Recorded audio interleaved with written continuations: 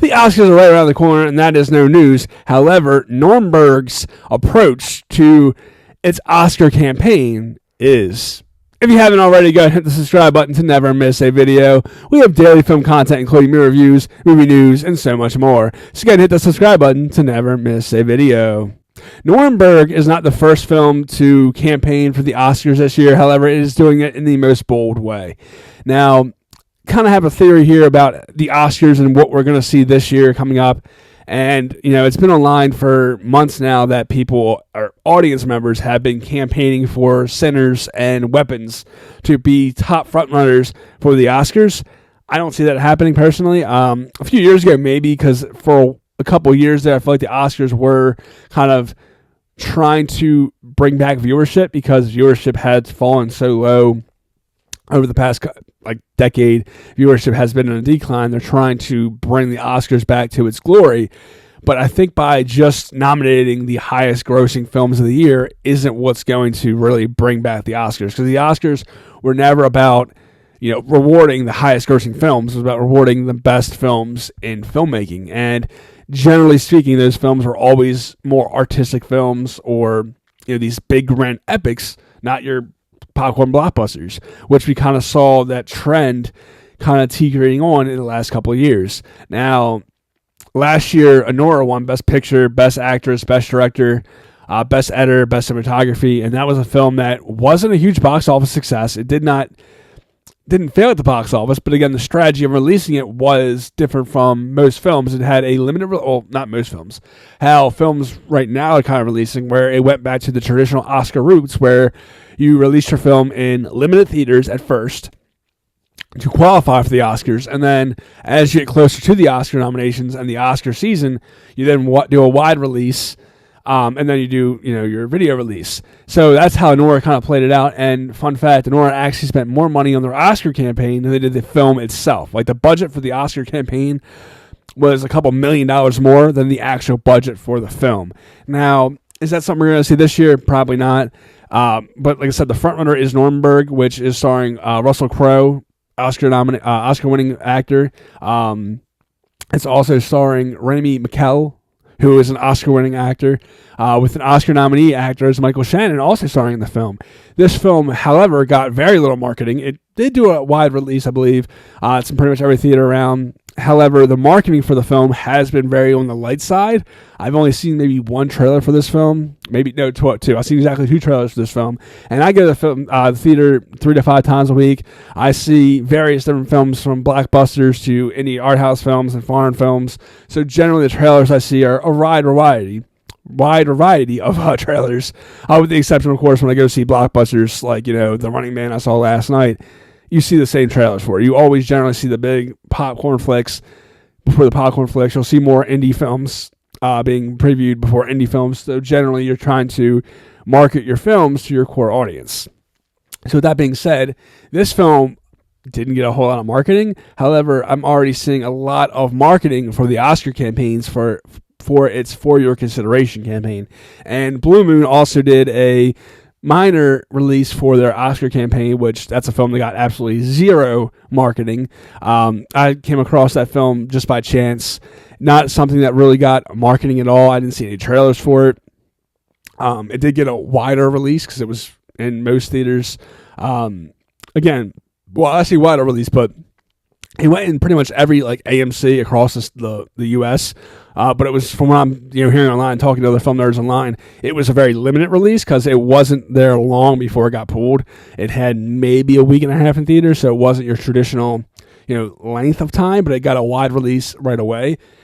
Now, Nuremberg, this is a film that's got a wide release. It's still got a couple screenings playing at my local AMC, which is surprising. I'm not going to have to drive really far to go see this film when I get a chance to see it. But the fact that the marketing wasn't there, but I'm seeing more marketing for the Oscar campaign than anything else. Now, this one is very direct. It's nominated for Best Supporting Actor, Best Actor in a Leading Role, Best Director, and Best Picture, and I believe it's Best Costume Design, is what they were already pushing for, and they're very in your face about. Now, with this year, I can definitely see the Oscars. It seems like whatever film is going to be nominated, it's going to be more or less a epic kind of film or a art house film. I don't see any of the big tentpole films being nominated this year.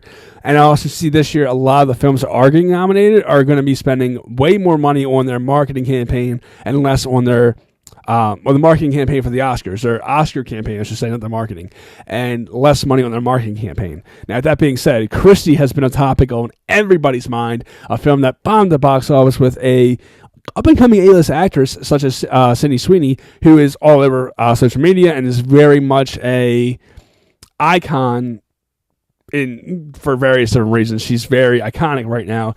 So a film of hers bombing is kind of big news, but something that nobody's ever talking about is the fact they spent next to no money at all on marketing, and the film got absolutely zero marketing.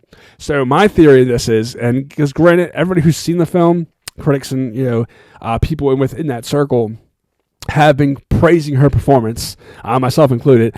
I think she gave an astonishing performance, and I've been saying since I saw the film that I think this is going to be the film that lands her an Oscar nomination, if not one, maybe two. One for Best Actress in a Leading Role and one for Best Picture, because she also produced the film. I think that I haven't seen anything yet, but I'm thinking within the next couple of days we're going to see a big Oscar push for your consideration, because Christie did not spend any money on marketing. I think the studio is going to put all of its money into marketing it for a Oscar campaign, and then we're going to see a uplift in ticket sales and video on demand once the Oscar nominations come out, when people kind of watch all the films that are nominated to get ready for the Oscars itself. Now, the whole thing with the Oscars, this is kind of a side note, with the Oscars kind of trying to use big budget tentpole films to bring back audiences and viewership for the award ceremony itself, I think is going in the wrong direction, and I think they started to notice that. That's why we're starting to see more films that generally would get Oscar nominations and Oscar wins come back into the light. I think the biggest problem with the Oscars, and I know there's something I was talking to one of my teachers about like a decade ago. We were talking about, it was a media class, and we were talking about Oscars and just what has viewership down.